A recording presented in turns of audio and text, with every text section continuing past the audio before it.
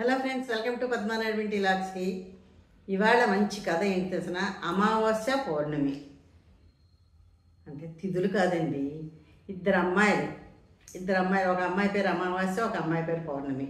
చాలా మంచి కథ, ట్విస్ట్ బాగుంటుంది. దీనివల్ల మనకు కూడా ఏమైనా మంచి జరగాలంటే కథ వినండి, ఇలా ఫాలో అవుతే మనకు కూడా చాలా మంచి జరుగుతుందనే నాకు నమ్మకం బాగా కుదిరింది. మీరు కూడా చూడండి, కథ వినండి, విని ఎలా ఉందో కామెంట్లో పెట్టండి. అమావాస్య పౌర్ణమి, ఒక అమ్మాయి పేరు అమావాస్య, ఒక అమ్మాయి రాజుగారి పిల్లలు. వాళ్ళు మొత్తం ఇంకా ఉన్నారు పేరు, అంత స్టోరీ ఇంకా చాలా ఎక్కువ ఉంది. ఊరికినే 2 పేర్లు చెప్పారు మీకు, అమావాస్య పౌర్ణమిని. ఎలా ఉందో కామెంట్లో పెట్టండి, స్కిప్ చేయకుండా వినండి. విని లైక్, షేర్, సబ్స్క్రైబ్ చేయండి. ఎలా ఉందో కామెంట్లో పెట్టండి. చాలా మంచి కదా. అసలు ఎప్పుడన్నా విన్నారా అమావాస్య పౌర్ణమి అని 2 పిల్లల పేర్లు? ఎవరో వినలే కదా, ఇప్పుడు విన్నాం కదా. ఇది ఏమిటి అసలు? అమావాస్య ఏంటి, పౌర్ణమి ఏంటి, అమ్మాయిలు ఏమిటి, కథ ఏమిటి, అసలు అన్నీ తెలియాలి కదా. అన్నీ తెలియాలని మనం ఏం చేయాలి? స్కిప్ చేయకుండా మొత్తం కథ వినాలి.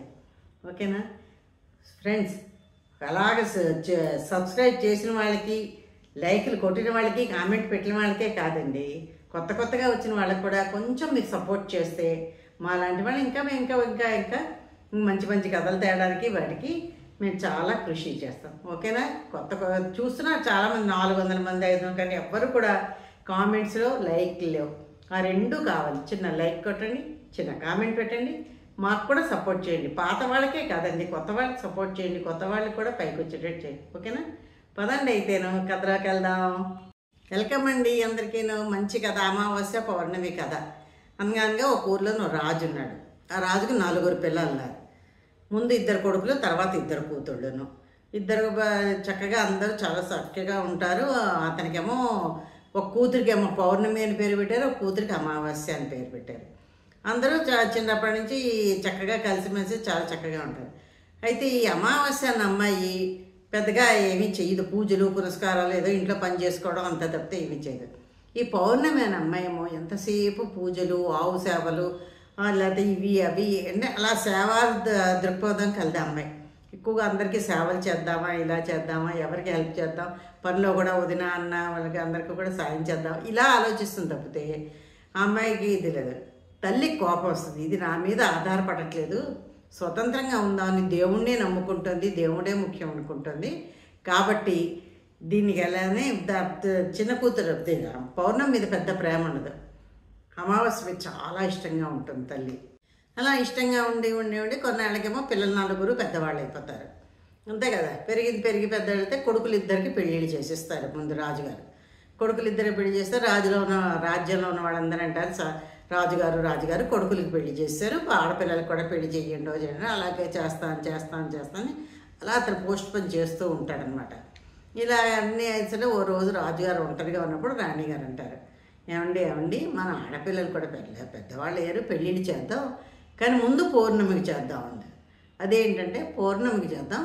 పౌర్ణమికి ఏంటంటే లేని ఇంటి నుంచి సంబంధం తేండి, బీద ఇంటికి ఇద్దాము, దానికి ముందు దానికి సంబంధం చూసిన తర్వాతే మనమేమో మిగిలిన అమావాస్యకి చేద్దాము అంటే, అదేంటంటే దానికి ఏంటి దేవుడు ఎంత సహకరిస్తాడో ఏమిటో చూద్దాము, ముందు దానికే పెళ్లి చేద్దాము, లేని ఇంటి బీద ఇంటి పెళ్లి సంబంధం తేండి అంటే. సరే అంటాడు. అతంత భార్య మాట జవదాడ్డ రాజు ఓకే అంటాడు. వెళ్తాడు, సంబంధాలు వెతుకుతాడు. ఒక గ్రామంలోని పేద ఇంటి అబ్బాయిని తీసుకొస్తాడు, పెళ్లి కుదురుస్తాడు. సరే కుదిర్చేసిన తర్వాత చెప్తాడు రాణితోటి, ఇలా కుదిర్చేసాను అని. రాణి చాలా సంతోషిస్తుంది. సరేనండి, పౌర్ణమి కుదిరింది కదా, ఇప్పుడు అమావాస్యకి గొప్పింటి సంబంధం తీసుకురండి అని చెప్తాడు. అంటే అలాగేనంటాడు. వెతుకుతాడు. అతనికి అమ్మాయికి రాజుని తీసుకొస్తాడు, మంచి రాజుని తీసుకొచ్చి పెళ్లి చేస్తాడు. వాళ్ళిద్దరికీ పెళ్ళిళ్ళు అయిపోయి పక్క ఊర్లో ఇంకో గ్రామంలో 2కి ఒకే ఊర్లో ఇస్తారు, ఇంచుమించుగానే ఉంటారు, కూర్చొని వెళ్తారు. వీళ్ళిద్దరూ ఒకే ఊర్లో ఉంటారు. కానీ ఈ అమ్మాయి పేదింటిది, అమ్మాయి గొప్ప రాజుగారి భార్య. అందుకని పెద్దగా రాకపోకలు ఏమీ ఉండవు, అక్క చెల్లెలు ఏదో 2 మధ్యన అది చిన్నప్పుడు మటుకు 2 చాలా పొత్తుగా ఉండేవారు. ఈ అమ్మాయి పని చేసినా, ఈ అమ్మాయి సేవ చేసినా, ఎవరికి లేకపోయినా 2 చాలా ఉండేవారు. కానీ తల్లి తండ్రి ఇలా ఉండేవారు. ఆ పౌర్ణమి మీద కోపం, అమావాస్య మీద ప్రేమానం. ఇదేంటి అనుకునేస్తున్నారు. 2 సంబంధాలు అయిపోయిన తర్వాత 2కి ఒకేసారి పెళ్ళిళ్ళు చేస్తారు. పెళ్ళిళ్ళు చేసిన తర్వాత ఒకే ఊర్లో ఉంటున్నారు. ఇలా కొన్నాళ్ళు ఉండేసరికి మొత్తం వెళ్ళిపోతూ 2 అత్తవారింటికి వెళ్తూ ఉంటే తల్లి చూస్తాను, పౌర్ణమి నా సాయం అక్కర్లేకుండా, నా డబ్బు అక్కర్లేకుండా ఎలా బతుకుతుందో చూస్తాను అని తల్లి కసిగా అనుకుంటుంది. అనుకునిస్తుంది. అమావాస్య కూడా ఇద్దరు వెళ్ళిపోతారు, అయిపోతుంది. అయిపోయిన తర్వాత ఓ రోజు అమావాస్య ఏమని వాళ్ళ ఇంట్లోని శివుడి పూజ పెట్టుకుంటుంది, ఈశ్వరుడి పూజ పెట్టుకుంటుంది. పెట్టుకుని ఊర్లో అందరినీ పిలుస్తుంది. పౌర్ణమిని మటుకు పిలవదు. ఈ అమ్మాయి ఏం చేస్తుంది, బయట అరుగు మీద చిన్న ఇల్లు కదా, బయట అరుగు మీద కూర్చొని ఉంటుంది.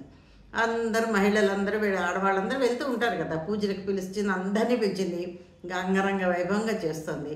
అందరూ వెళుతూ ఉన్న ఈ అమ్మాయి ఇక్కడ కూర్చుంటే, అదేంటి నువ్వు ఇక్కడ కూర్చున్నావు, మీ చెల్లెమో పూజ చేసుకుంటుంది, నువ్వు ఇక్కడ కూర్చున్నావు ఏమిటి, పూజకి రావా అంటాను. ఈ అమ్మాయి ఆలోచించి, లేదు నేను రాను ఉంటుంది. ఎందుకు రావు అంటే, ఇలా మా చెల్లి నన్ను పిలవకుండా నేను ఎలా వస్తాను, నేను రాలేను కదా అంటుంది.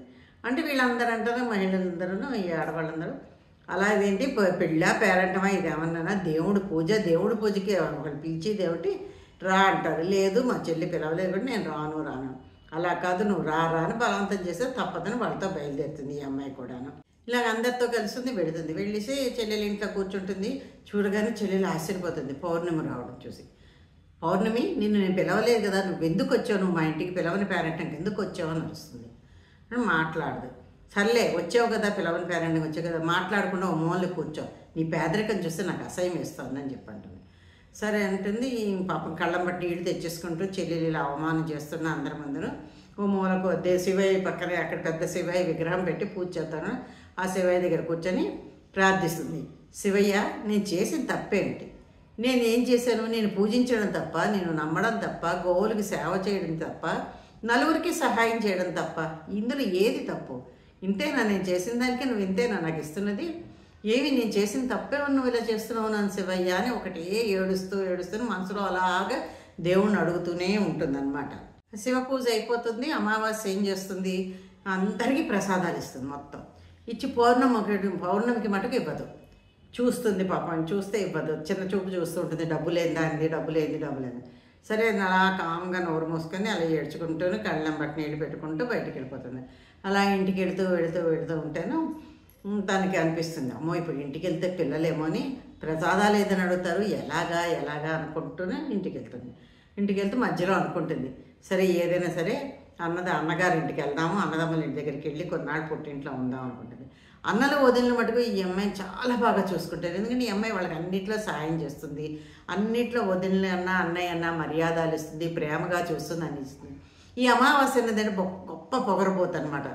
వాళ్ళతో సరిగ్గా మాట్లాడదు, వదిలిని చాలా మాట్లాడుతూ ఉంటుంది, ఇవన్నీ చేస్తూ ఉంటుంది.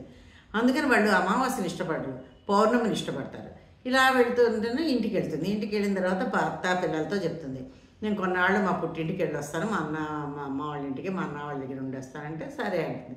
వాళ్ళు బయలుదేరి వెళ్తూ ఉంటే మధ్యలోనే ఒక తులసి మొక్క కనపడుతుంది అమ్మాయికి. ఇలా తులసి చెట్టు ఉంటుంది. ఆ తులసి చెట్టు దగ్గర ముసలమ్మ కూర్చొని ఉంటుంది. ఆ ముసలమ్మ అంటుంది, అమ్మ నువ్వెవరమ్మా ఇలా వెళుతున్నావు, నువ్వు చాలా మంచిదానిలా కనిపిస్తున్నావు, ఎవరమ్మా ఏంటమ్మా అంటే తన కథ అంతా చెప్తుంది, పుట్టిన దగ్గర నుంచి జరిగింది అంతా చెప్తుంది. అయ్యో ఇలాగమ్మా నువ్వు ఇంత మంచిదానివి, సరేనమ్మా నాకు చిన్న పని చేసి పెడతావా అంటుంది. అసలు ఈ అమ్మాయికి హెల్ప్ చేసే స్వభావం కదా, అందరికీ సహాయం చేసే స్వభావం కదా, అలాగేనమ్మా చెప్పమ్మా అంటుంది. అంటే నాకు కొంచెం ఈ తులసి చెట్టు వాడిపోతున్నదమ్మా, కొంచెం నీళ్ళు పోసి పెట్టమ్మా, నేను లేవలేకుండా ఉన్నాను. అలాగేనమ్మా తప్పకుండా. అలాగే తులసి చెట్టు చుట్టూ కొంచెం కడిగి ముగ్గులేసి ఆ చల్లదనం పడికి తులసి చెట్టు బతుకుతుంది అంటే అలాగేనమ్మా అంటుంది. మొత్తం తులసి చెట్టు చుట్టూ కడిగి చక్కగాను నీళ్లు పోసి ముగ్గులేసి అన్నీ చేస్తుంది.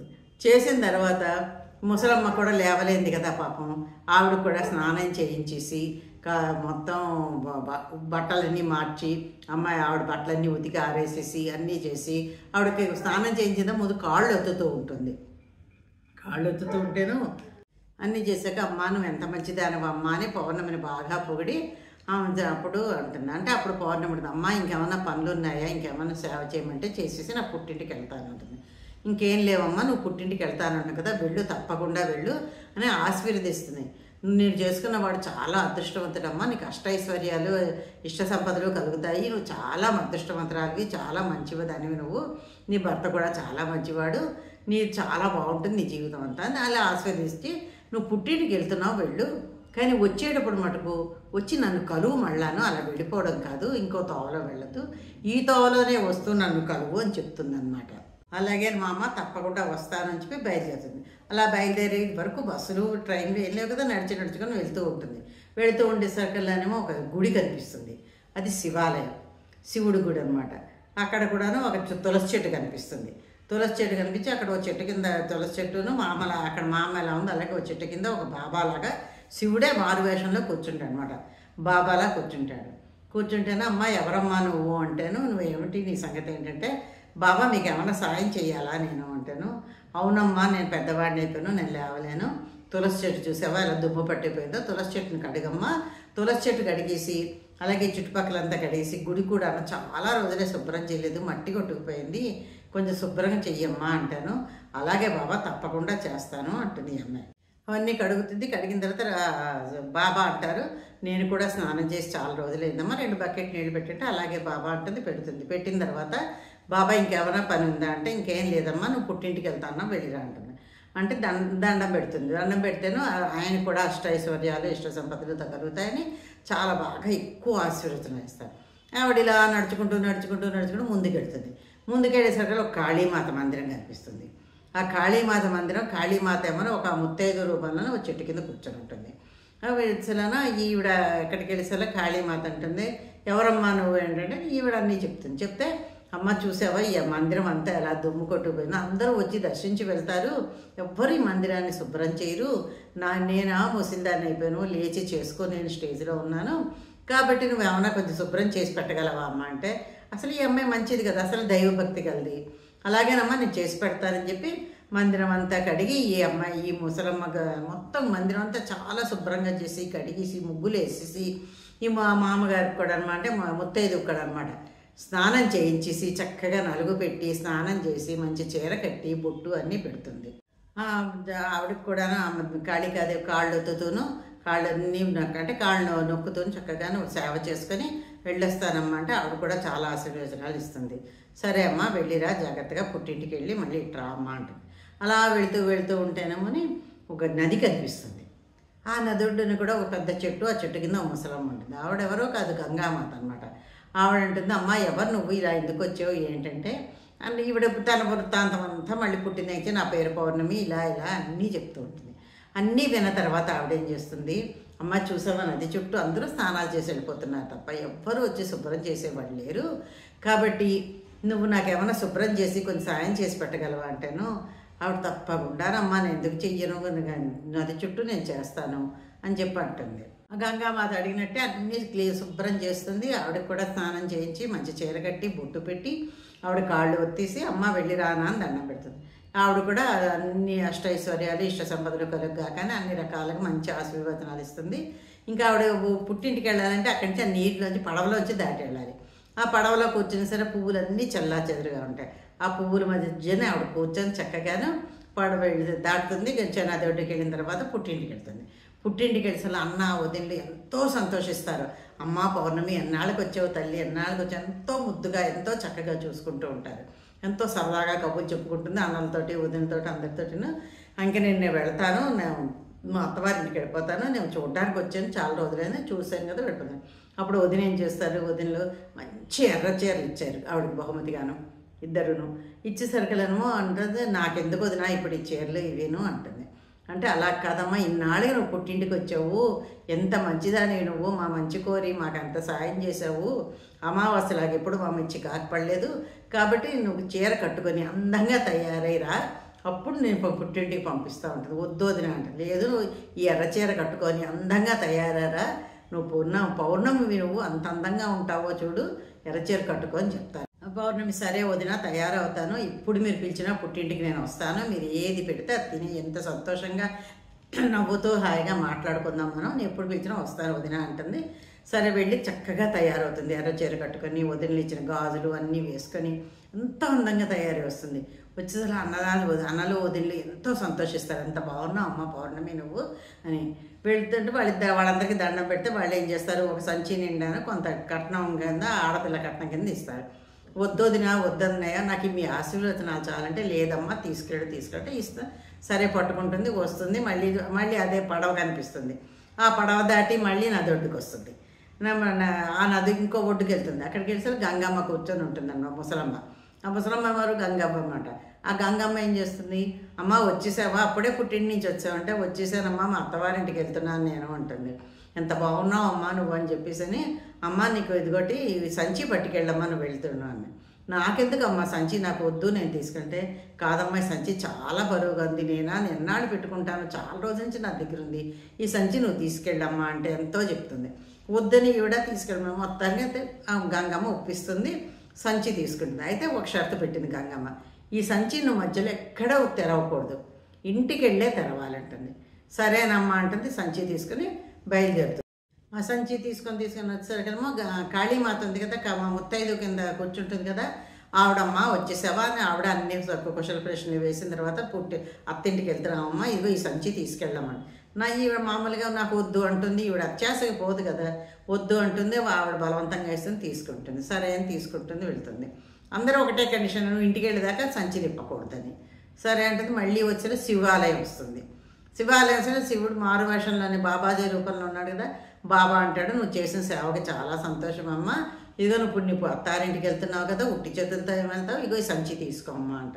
వద్దు బాబా, నేను మీకు సేవ చెయ్యాలనుకున్నాను, చేశాను, అంతగా నువ్వు తింటే, లేదు నువ్వు తీసుకోవాలి బలవంతంగా ఇచ్చాను. సంచి తీసుకుంటుంది. సంచి తీసుకొని అలా వెళ్తూ వెళ్తున్నాను.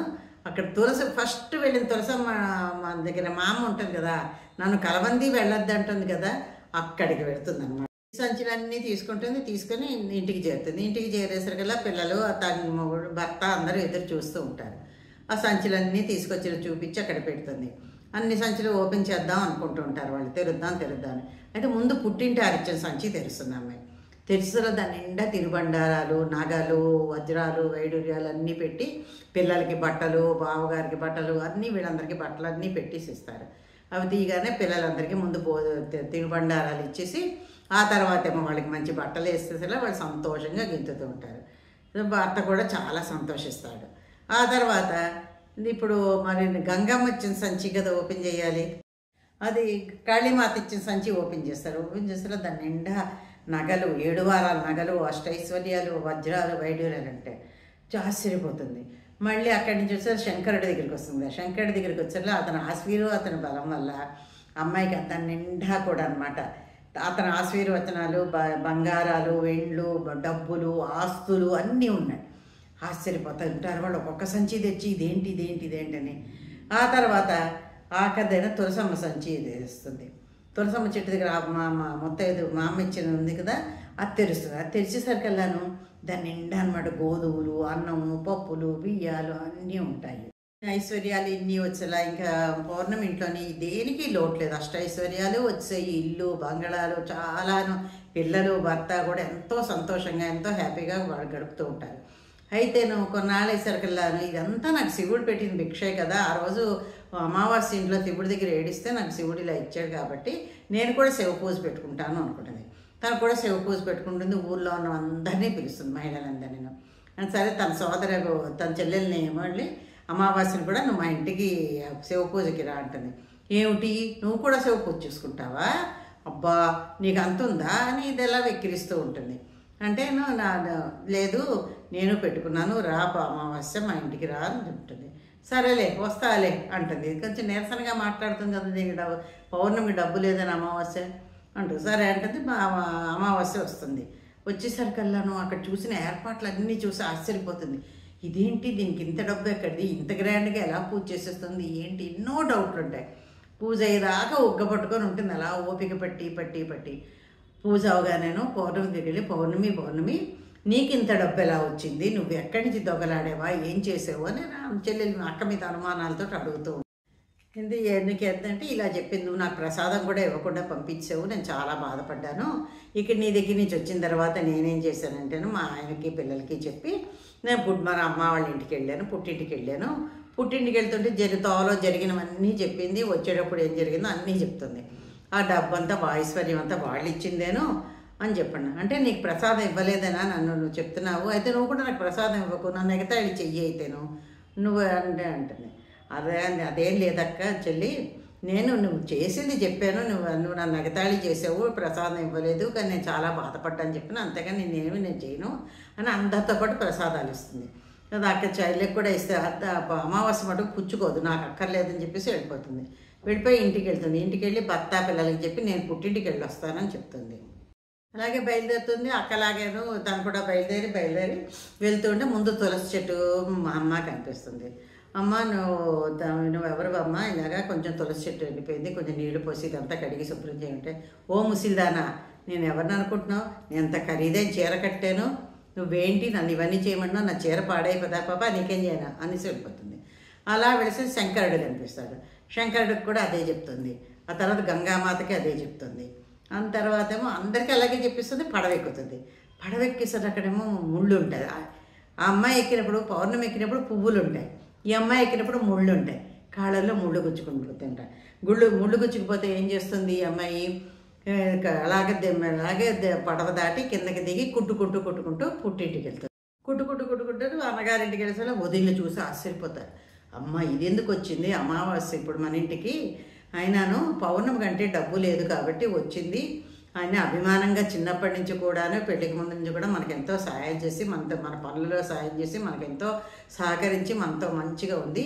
ఇదేమో పొగరబోతుగా ఉండి ఎప్పుడు మనని నిర్లక్ష్యం చేస్తుంది. దీనికెందుకు మనకి, సర్లే ఏదైనా తప్పదు కదా, ఆడపిల్ల ఇంటికి వచ్చింది కదా అని కూర్చోబెట్టి అదే మర్యాదలు చేస్తారు. రాత్రి పడుకోబెట్టారు. రాత్రి తను అన్నీ శుభ్రంగా తింటుంది, వాళ్ళు పెట్టినవి వెళ్ళి తన గదిలో పడుకుంటుంది. పడుకుండేసరికల్లా తెల్లారుతుంది, లేచింది. వదిన నేను ఇంక మా అత్తవారింటికి వెళ్తానంటుంది. సరేలే వెళ్ళిరా అంటుంది.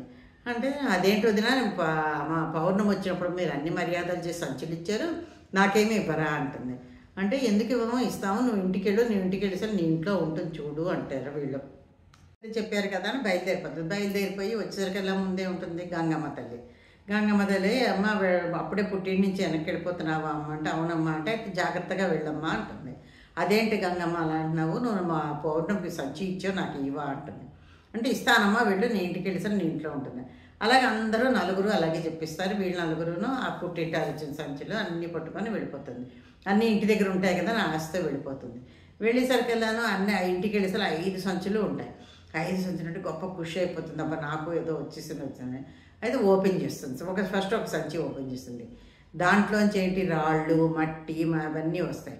అంతేకాదండి కొన్ని విషపు జంతువులు తేళ్ళు జెరులు ఇలాంటివన్నీ ఉంటాయి. అలా ఒక్కొక్క సంచి ఇప్పిస్తే ఒక్కొక్క రకమైన విష జంతువులని రకరకాలుగా అన్నీ అనమాట భయంకరమైనవన్నీ వస్తాయి. చాలా బాధపడి గబగబా ఏం చేస్తుంది, నాకేంటి ఇలాగొచ్చాయని, నేను పౌర్ణమికి అన్నీ వచ్చాయని గబగబా పౌర్ణమి దగ్గరికి వెళ్తుంది. పౌర్ణమి దగ్గరికి వెళ్ళి అక్క నువ్వు నేను వెళ్తేనేమో పుట్టింటారు నాకు ఏమీ పెట్టలేదు, అన్న వదిలేను, ఇక మట్టి మాణులు రాళ్ళు అవి ఇచ్చారు, నీకేమో అందరూ అన్నీ ఇచ్చారు, తోవలో కూడా నాకు ఎవ్వరూ ఏమీ ఇవ్వలేదు, అందరు ఇచ్చినవి ఇవి అని చెప్తుంది అనమాట. అప్పుడు అంటుందన్నమాట పౌర్ణమి, అది కాదు చెల్లి, నువ్వు ఏ రోజన్నా అన్న వదిలితో సఖ్యతగా ఉన్నావా, వాళ్ళకి ఎప్పుడన్నా సహాయం చేసావా, ప్రేమగా ఒక మాట మాట్లాడేవా, నువ్వు ఏమీ చేయనప్పుడు నీకు ఎందుకు ఇస్తారు ఇవ్వరు వాళ్ళు అంటుంది. మరి తోవలో వాళ్ళంటే నువ్వు పెద్దవాళ్ళందరికీ నేను సేవలు చేసుకుంటూ వెళ్ళాను, నువ్వేమైనా సేవ చేసావా, అందరికీ నువ్వే చెప్తున్నావు కదా తలతిక్కగా సమాధానం చెప్పాయని, అందుకే వాడు కూడా నీకేమి ఇవ్వలేదంటే. అప్పుడు ఈవిడికి అమావాస్యకి జ్ఞానోదయం అయ్యి, అక్క ఇప్పుడు నన్ను ఏం చేయమంటావు, అయితేను నేను కూడా నీలాగా ఉత్తమ కోడల్లాగా ఉండాలనుకుంటున్నాను, ఉత్తమ చెల్లెల్లాగాను అందరికీ భక్తితోటి ఉండాలనుకుంటున్నాను, ఇప్పుడు నన్ను ఏం చేయమంటావు అంటే, అయితే ఒక 3 సూత్రాలు పాటించి చెల్లి, నేను చెప్తాను ఆ 3 సూత్రాలు పాటిస్తే అప్పుడు నీకు అన్నీ బాగుంటాయి. సూత్రం ఏంటంటే అందరి ఎందుకు కరుణ దయ ప్రేమగా ఉండడం చేసుకో. రెండోది ఏంటంటే గోసేవ చేసుకో, అందరికీ సహాయం చెయ్యి. మూడోది ఏమిటంటేను శివుణ్ణి రోజు 108 సార్లు ఓం నమః శివాయ అని జపం చేసుకొని భక్తితో పూజలు చెయ్యి. భక్తితో పూజలు చేసేసి ఇవన్నీ మానేస్తే కదా అందరికీ సహాయం చెయ్యాలి. మన కష్టంలో ఉన్న వాళ్ళందరికీ మనకి తోచిన సహాయం చేస్తూ ఉంటే శివుడు మన అనుగ్రహిస్తాడు, దేవుడు మన అనుగ్రహిస్తాడు. అంతే, నీకు అన్నీ వండుకొని నువ్వు ఏమీ చేయలేదు, నేను అందరికీ అన్నీ సాయం చేసినప్పుడు దేవుడు నన్ను ఇలా శివుడు ఇలా కనకరించి చేశాడు, కాబట్టి నువ్వు కూడా నక్క చెల్లి ఇలా చెయ్యి, వెళ్ళి ఇంటికి వెళ్ళిన తర్వాత నీకు అన్నీ కలిసి వస్తాయి అని చెప్తుంది.